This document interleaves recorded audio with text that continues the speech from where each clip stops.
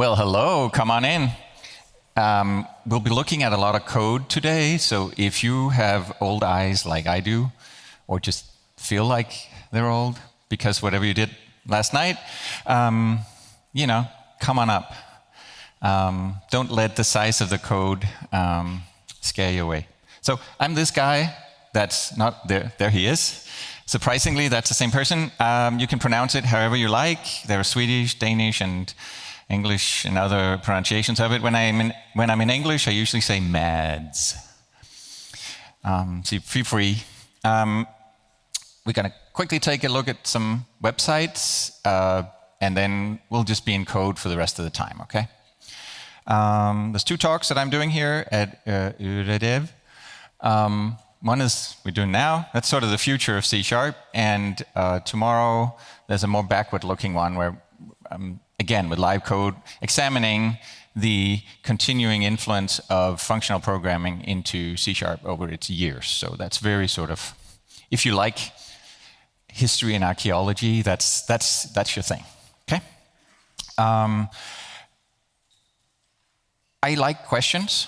The trouble with live coding is if we save the questions to the end, A, it's going to have taken longer than I thought it would, and so we won't get to them. And B, the code that you're asking about will no longer exist because I changed it somehow. So I'll try to pause it in a few places if I have time, and try to get questions from you there, if that's okay. And you can also, like, if you think of something, just try to raise that hand. I can sort of see you out there. The lights are good in here, so try to grab my attention.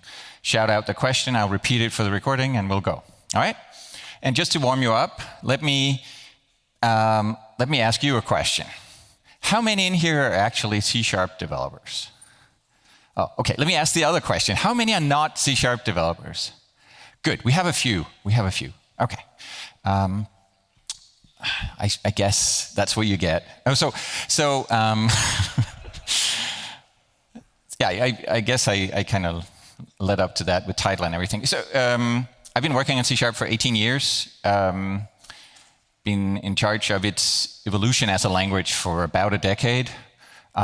So that's my background. That's why I can only talk about C#. And if you want to keep track of what's going on in C#, our official docs pages are actually really good nowadays. As the new version of C# is evolving, whenever we put out preview features, which come out in the official releases that you can turn them on with the language version preview. As we do that, documentation will come out as well. So even though C# only ships next week, C# 12, the C# 12 section has been here for a while. It's been growing every time there's a new feature. It adapts if we change our minds about the feature and so on. So that's a good way to follow along. The next level, if you kind of want to peer into the future, is on the repo where we build the compilers, which for historical reasons we call Roslyn. There's a good page here that tracks the status of language features in terms of implementation. C# 12, we're hopefully done implementing since it ships next week. So it's kind of closed off here. There's a slew of features here. I'll only be talking about a few today, but probably hopefully the most interesting ones. And you can already see that that's what we call a working set of features that may come into C# 13 or may come later or may end up being abandoned because they didn't work out or whatever. But that's kind of a glimpse at where we are spending developer resources. Okay, so all of these are things that we are or plan to soon put actual developers on exploring or implementing or that kind of stuff. Okay. The actual language design effort has its own repo. We tried in the beginning to have them together, but that didn't really work out because the code in our language design repo is text. Okay, so we have in C# lang, we have a proposals folder that tracks things that are currently like active proposals that we're working on, and also the old ones in kind of subdirectories. We have language design meetings that go on and on and on, where we decide what to put in next, and each of those meetings is publicly documented. You can see all that we thought about and all our considerations there, and they're a huge help to us in our process. whenever we're like, why didn't we do it like that? Or why did we, it's always good to come back and see we weren't actually that stupid back then. We actually thought about it and we put our rationale into the notes, and that helps us go forward. There's also discussions, kind of the other end of the spectrum. Loose ideas come in from us or the community, get discussed there. And if a feature kind of feels like it has legs, a proposal, then typically we'll ask people to put in a language proposal issue for it. And it may then get championed by a member of the language design team and actually become, something we design and try to pull off. So these are various ways that you can engage as community. Both language feature design and actual implementation of features has significant contribution from non-Microsoft people as well. So it's absolutely something you can lose yourself in and spend way too much time on if you want to. And thank you very much if you do. Okay? So with that, okay, code. Everyone can relax. I'm just going to do, this is just my thing. I come with a super simple little toy example written in the previous version of C#, and then we fix it up to be the current version of C#. That's all there is to it. And maybe towards the end, we'll take a little bit of a peek at things that are further out than what's currently shipping. Let's see how it goes. So first I want to talk about this thing here. Primary constructors, as we call them. So for a couple of C# releases now, we've had records, and records are sort of this opinionated version of classes and structs that are for representing values instead of objects. Like they have information, but they don't have an identity. They typically don't evolve their state. They're like a snapshot in time, straightforward value. And it's a very opinionated language feature.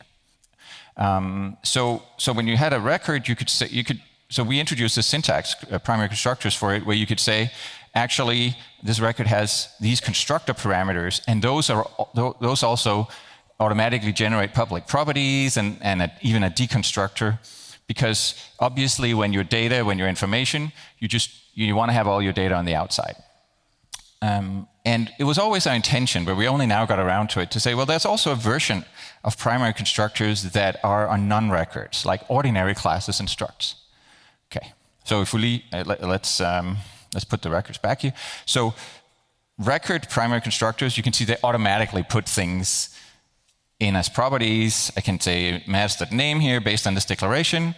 But for more generalized classes and structs, we don't want to be opinionated. We don't want the language to choose whether or how to expose your data. If you're doing dependency injection, you want to take in a parameter and not expose it. There are many cases where you don't. Okay, so that's none of our business anymore. So we want to change, and now we can lowercase these, which actually, it calms my nerves to not have uppercase things in here in a parameter list. So yeah, that's just me, maybe. Let's rename this one to lowercase grade. But you can see I can do it now. And this is the new feature is you can have primary constructors on non-records. And what does that mean? Well, it means that you have a constructor that's automatically generated for you. You can even call a base constructor by putting an argument list on your base class. So I could pass a name to this guy. I think it has a constructor like that.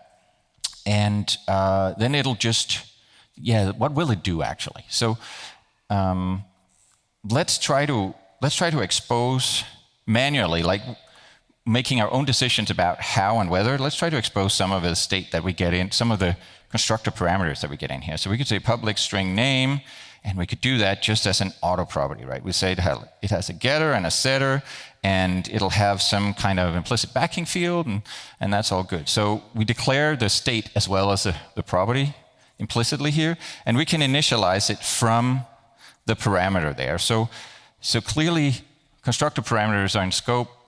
Primary constructor parameters are in scope when you initialize. That's not so surprising, right? That makes sense. You're running the constructor still. They should go in. But I could also, let's say I want to expose the ID, but I'm doing it differently. I'm doing it actually as a property body. So I'm having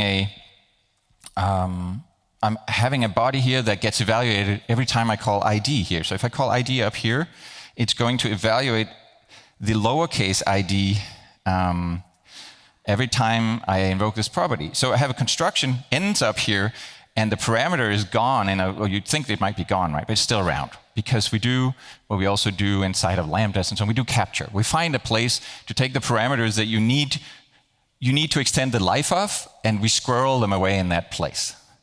So they become, and that place is the newly created object. So we have sort of secret behind-the-scenes fields that we save your primary constructor parameters to if you use them in this way where they need to be captured, where they need to exist after construction, and only then do we do it, right? So there's sort of like a secret extra field. It's not as if you can say this.id. It's not a private field that you can access. It really is a parameter, and we just, as an implementation detail, stick it somewhere, and that's in your object. Okay? So for many cases, now you don't have to declare your own state. You don't have to, you don't have to do a bunch of assignments in your constructor, and things are better. And you might wonder, well, you can probably mess this up in a couple of ways. One of the ways that we quickly became aware of needing to guard against is, let's just say, this is a stupid example, but let's say that I want to use named@length here. That's obviously dumb, but let's say I did. That's fine, right? I'm accessing the property. But what if I accidentally accessed the parameter instead? Now we get warning saying, hey, you are capturing the parameter, but you are also, it looks like you're also storing it explicitly. So you probably have a bug here, and we kind of try to help you not have this kind of double capture, which can lead to all kinds of semantic trouble. Okay, so let's get back to the ID here. That makes sense. All right, any questions so far? Yes? If your parameter was sort of like a random expression, in the other example, you would get it evaluated once, but in the lower example, you will get it evaluated every time, right? So the question is, if the parameter was a lambda expression, and you use it here, it would get evaluated once. Assuming you call, I'm assuming you call it there. Yes, yeah. Then it will be called once during initialization, and down here it would be called every time. Yes, exactly. So the delegate with the lambda in it is the thing that gets kept, and if you call it here, let's say ID was a lambda, we call it. That call would happen every time. Yeah, good observation. Yes, thank you. Anyone else? Nope. All right. Okay, or I can't see you, and I really apologize. Let's see, anything else I want to point out here?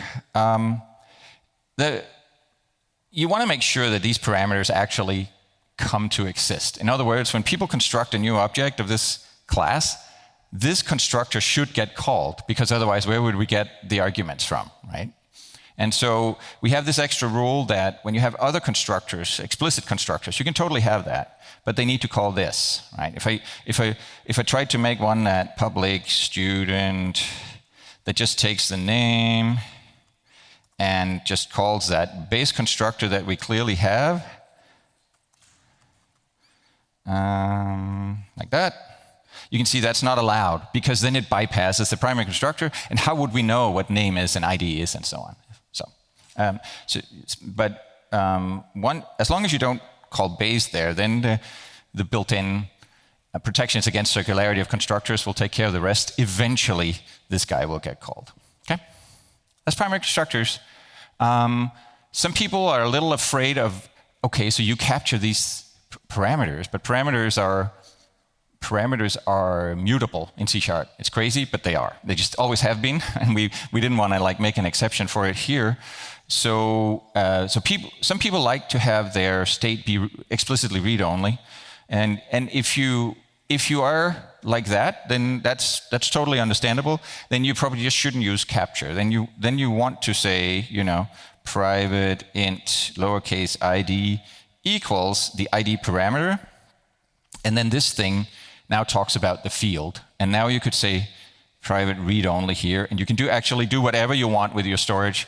You still get the benefit of the primary constructor being there and this initialization being simpler than having a constructor body, but you just sort of eschew the capture part of it. So it's a useful feature regardless of whether you like what the capture does or not, but with capture you get a little extra for free, okay? All right. Okay, I'm gonna move on then. Let's get rid of this, just so the code gets a little shorter. So the other sort of big feature, probably bigger feature in C# that I want to talk about today is sort of rooted in 20 years of misery that have only gotten worse and worse over the years, and occasionally got a little better, then they got worse again, which is about initialization of collections. Okay, so I take in an array of grades here. Great, you know, there's a syntax for creating a new array. You see it grayed out because my compiler already knows that there's something new on the way, but pay no attention. You know, I'm creating a new array. This is the syntax for it. I happen to have, you know, somebody like Brian, who's in the front row here, who's giving a talk tomorrow, is into performance, and a person like him, maybe him, at some point told me that I shouldn't just create an empty array. I should say array.empty, because then I don't get a fresh allocation of something that can't be mutated anyway, and I save allocations. Okay. So I put this whole piece of gunk in here. But actually, wouldn't it be better if it was a list of grade? You know, it would be better. That's what I want.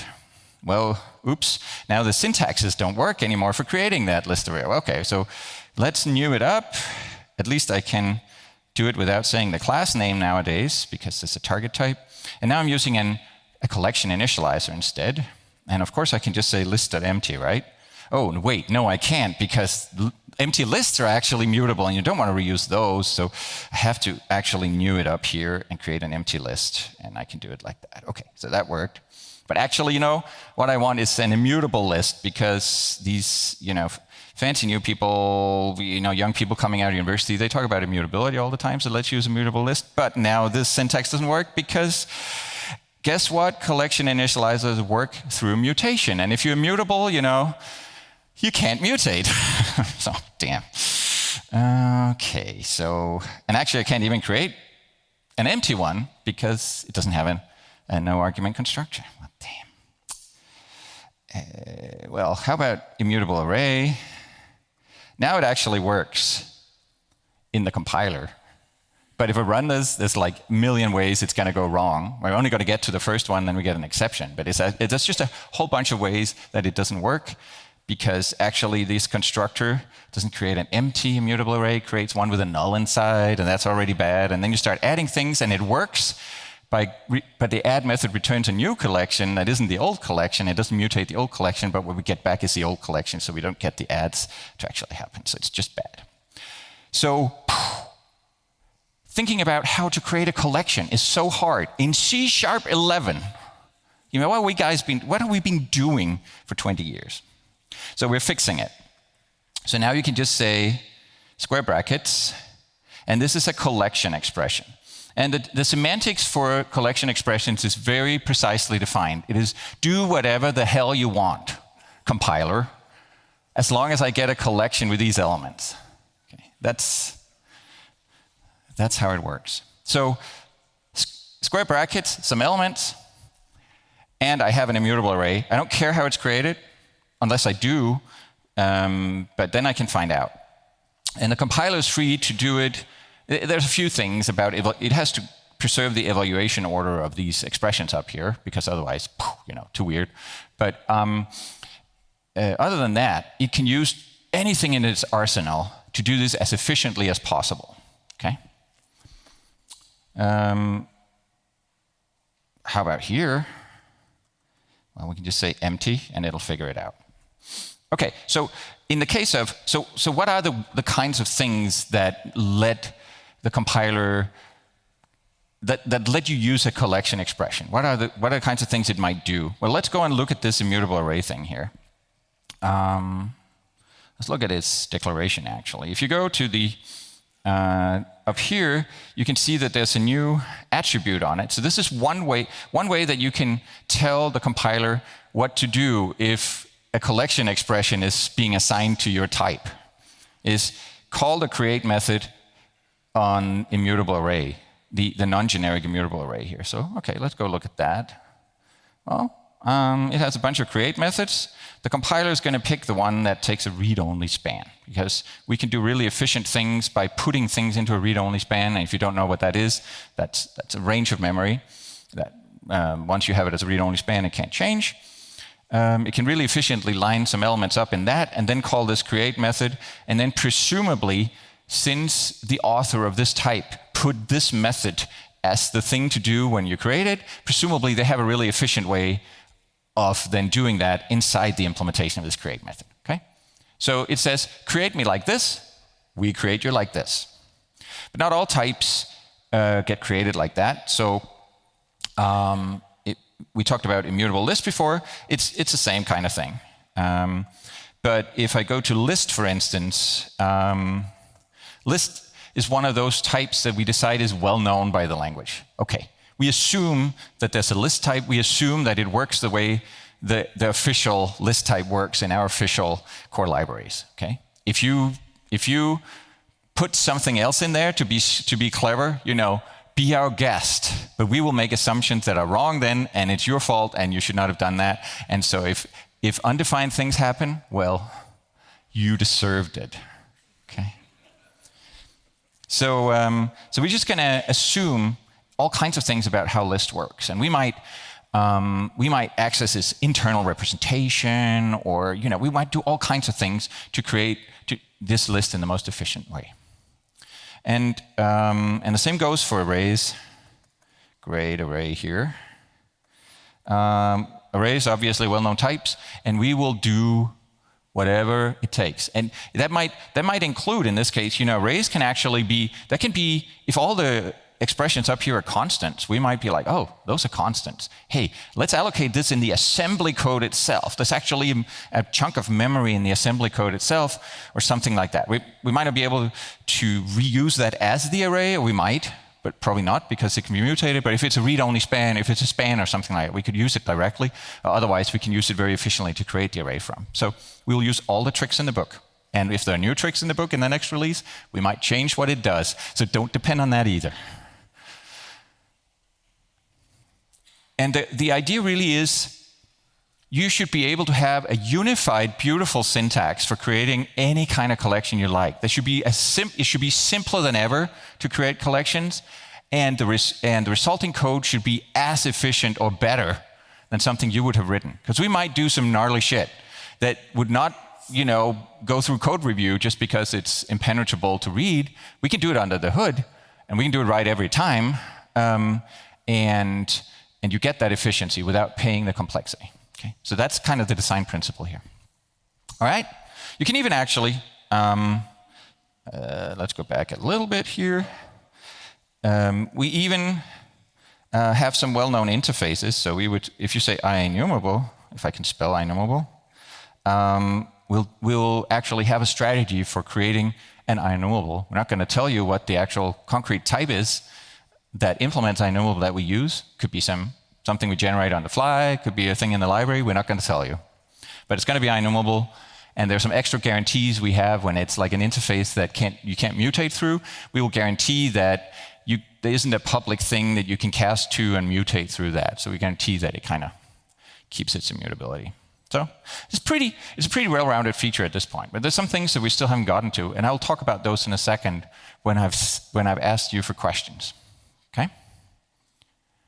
Yes. Is there a similar syntax for dictionaries? So I will pay you after the talk. Not yet, but we do think there should be. We do think there should be. This is Brian again. We do think there should be dictionary syntax eventually. It'll probably look something like. Let's say that you are pairing the course name with. So this is chemistry. Colon. And then if the target type is a dictionary-like type, things will work out the same way. Okay? So that might eventually be the case. Any other questions? Oh, I love it when people ask things I was about to forget to tell you, but I should have. Okay. All right. Another thing in the future, there's a thing in the present also that I forgot to show, and I'll get there in a minute. Another thing in the future that we haven't settled yet is, if I just have this expression but not a target type, if it's not passed to something or assigned to something that already has a type, what happens? well, let's see, var things equals that. It doesn't work. So collection expressions don't have like an inherent type on their own. They have to be converted. Like it used to be with lambdas. Now they sometimes have a type. And that's because we couldn't decide what would be a good natural type. And there's sort of like a spectrum of design choices here. On the one end, it could be something like read-only span, which is like the most limited type you can get. You can't mutate it. You might not even be able to return it. You know, it's very limited, but super efficient. And on the other side of the spectrum is list of t, which you can do anything with, but it has multiple allocations and lots of like performance overhead for being that flexible. What should we assume that you want to do with this? Should we assume? Should we look in your code and see what you do? That sounds kind of iffy. So we haven't decided yet. But we think that there should be a natural type. We just need to figure out how to think about it. And so if you have thoughts on that, that's the kind of thing I would love to, if you come up to me later and you have thoughts on this kind of thing, please tell me, because we're still trying to gauge what would be most useful. Okay. Brian?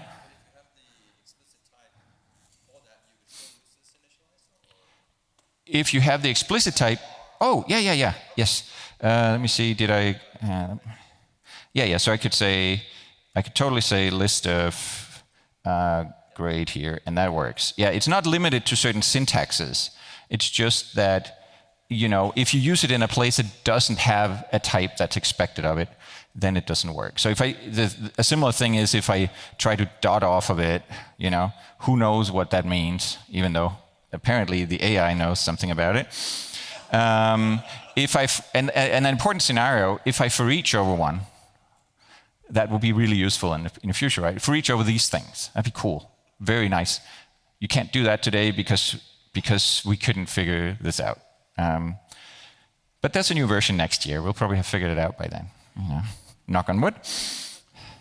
There's one more little bit of syntax I want to show you quickly here, and that is, of course, you can have spreads. So I'm just assuming that the person in the front row here who's asked 2 questions now, that he has better grades than mine. So I'm just going to steal them by spreading in a whole nother collection. And it doesn't have to be at the end. The syntax is flexible. Right? I can spread in as many collections as I want. I could even grab them twice every time my average goes up. And you know, it's just another, and again, the compiler will try to be as efficient as possible based on both the type of collection that gets spread in and the type of collection that is being created from it. Trying to avoid, you know, try to evaluate, if it knows the length ahead of time of all the things that are spread in, it can still pre-allocate the whole thing. And if not, then it'll fall back to some other, you know, it'll be smart. Okay, so that's collection expressions. You guys good with that? Are we on the right track here? Okay. 2 thumbs up. I'll take that as a Swedish, yeah, hell yeah! It's about right. I mean, one of them was Danish, but still. Okay. I probably shouldn't end on INumerable here because the pattern match down there doesn't work, and having red squiggles hurt. Okay, so I have like a good 10 minutes left. So I'm going to touch on some things that we're not doing in C#13, but that we've been thinking about. I kind of have 2 roads I could go down here, but given that we have 10 minutes, I think I'm going to go down the longer road, okay, and do something that's a little more like, so stay with me if you can. And I'm going to have to go to slides because Visual Studio is going to fight me every step of the way if I try to type it out while it doesn't work. I'm going to get so many red squiggles and false completions. So let's go visionary here. Okay, this is totally vision stuff. Syntax not decided, semantics not decided, whether we do it or not decided. But we're exploring, and we've had developer resources on it for a while to try to flesh it out. Okay, we want to try to solve a few things. Actually, I could Okay, I didn't mean to do that, but let's go back to the code very briefly. We're going to start by talking about aliases. Like C# aliases kind of suck. You know, you have to, at least nowadays, you can make them global, so you don't have to say them as many times, but they're sort of a very... Oh, I wonder what happened. I didn't do anything from up here, but let me try. Duplicate.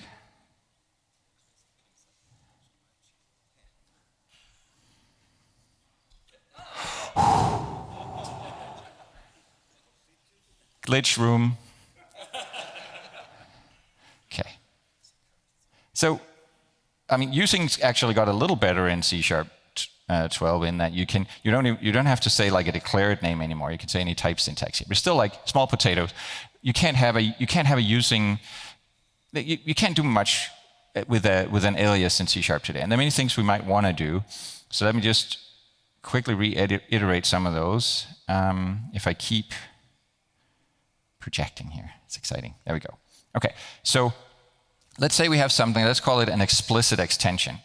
Let's say that a data set of T is really an alias for dictionary of string, T with some constraint. Okay, so there's a lot of things about this kind of alias that you couldn't do before. You can give it an accessibility and expose it out of the assembly. Okay, so it's a real type. It could be generic if you want, because it's a real type. You can reference other types around it because it's not stuck in some stupid preamble in your code that you can't see what the other things you're using. And it can have a body, and we will talk about what can be in that body. And I think we're not going to call them explicit extensions. I think we're just going to call them extensions. But there's going to be implicit extensions in a minute, so that's why the explicit is up there. So bear with me. Okay. An example of a use of that is, okay, I have a method that displays a JSON string somehow. It parses it as JSON and does something with it. Okay, so I'm passing it a string, all is hunky-dory. But if I had an alias for the string to say this string must have JSON in it, it will be treated as JSON, that'd be kind of a cool, like, sort of in-code signal to send, JSON string, just like I used grade as an alias for decimal before in my code, but here it's sort of like I can export it. I can get completion on it. Well, maybe I could also actually get extra functionality when I use that alias. Because I'm saying it's for JSON, maybe it can do some things. It can have a little parse function that parses the contents and returns you some sort of dictionary object, let's call it data object.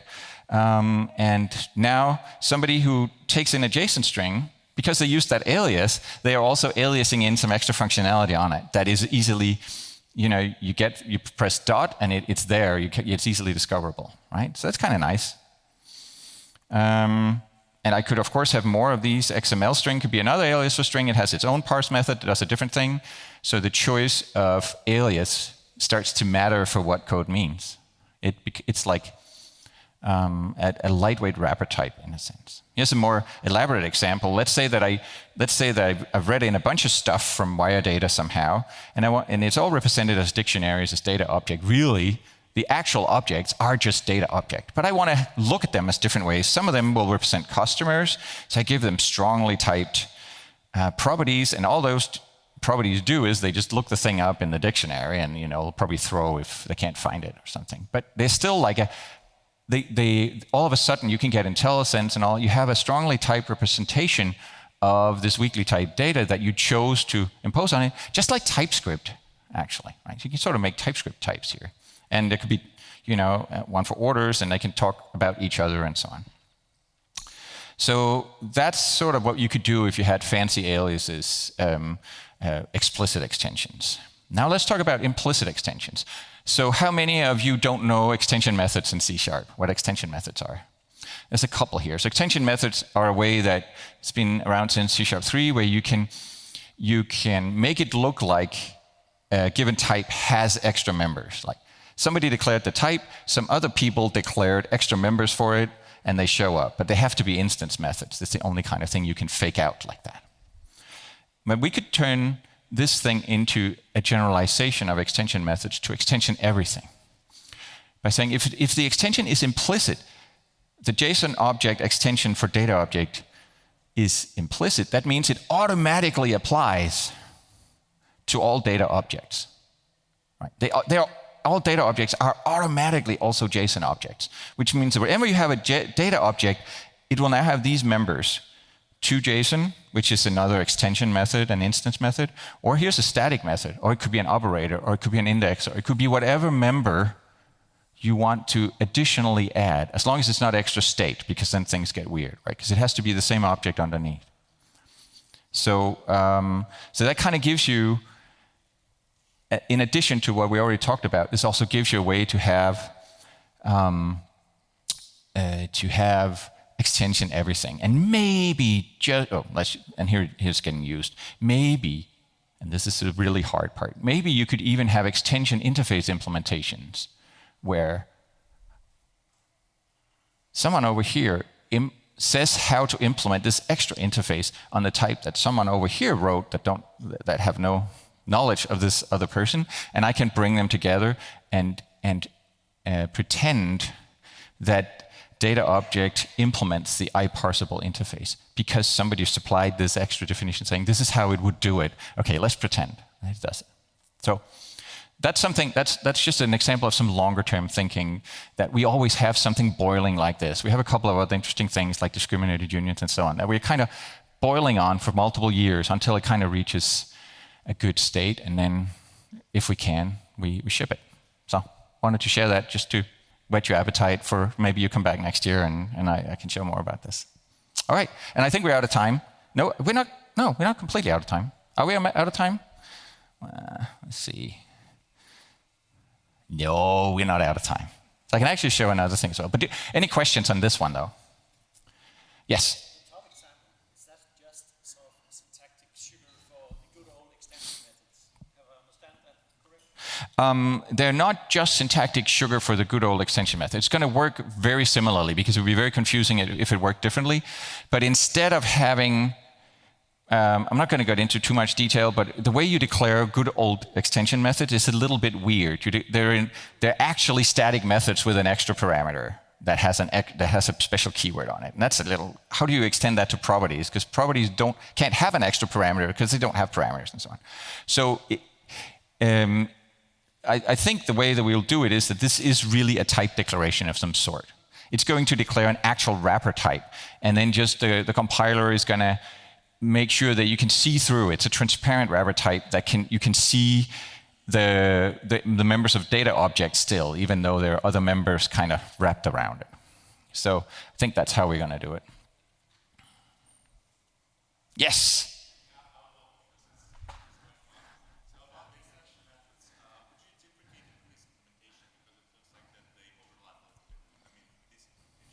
That's a really good question, and that actually is a great lead up to the thing I can show you next, which is, would we deprecate existing extension methods? And the answer is no, in a technical sense, in that we never deprecate a language feature. We haven't done it so far. I don't think we'll ever do it, because in the hard sense of, oh, it's not there anymore. Too bad, you know. So you have millions of lines of code depending on it. Well, you should stay with the times, you know. But what we might do, and what we're actually not good at doing yet, I think we're trying to get better, is to have more kind of slightly more opinionated guidance around how you should do things. Okay.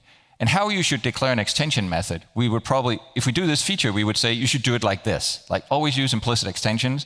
The old syntax was a dead end.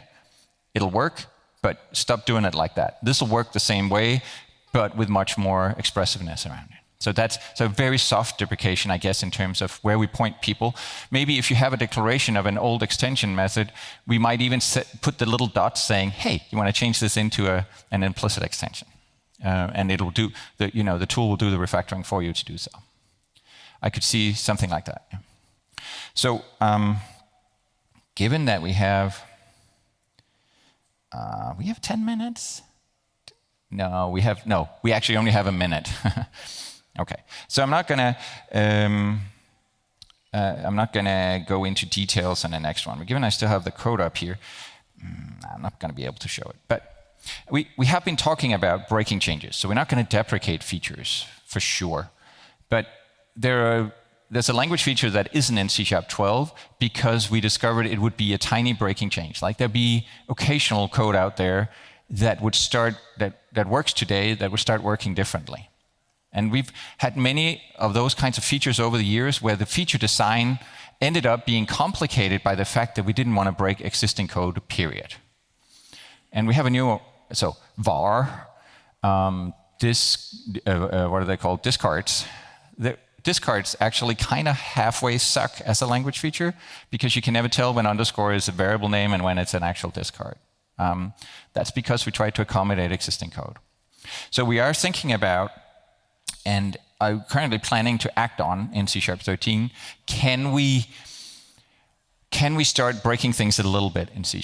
And given that C#, based on Roslyn, has such a strong infrastructure for providing analyzers and code fixes and that kind of stuff, is there a way that we could meet you before we break you and say, hey, the code you have here is vulnerable to a new language feature? It's going to be fairly rare, but when you enable the new language feature, this is going to break. This is going to mean something else. Would you like us to fix it for you and do a little local, reliable fix that just makes your code resilient to that? Then we can sort of catch you before you fall. And that way we can have a better feature design forever for everyone in C# and do that trade-off a little differently, where you get slightly inconvenienced by that, but we help you very much. You can press fix all and you'll never have to worry about it again. But what we all get is that these language features that might break a little bit, they become simpler designs, easier to explain, easier to understand, less vulnerable to weird special rules that you might accidentally fall into, like somebody declares something far away and it changes. Somebody declares var, and all of a sudden var doesn't mean var in your code anymore. That's actually how it works today. Right? We could get rid of that kind of thinking and actually do feature design properly. So that's sort of like a non-language feature per se, but one that we're motivated to move on in the future. Just want to share that with you as well. We're out of time. Thank you very much for being attentive and nice and everything.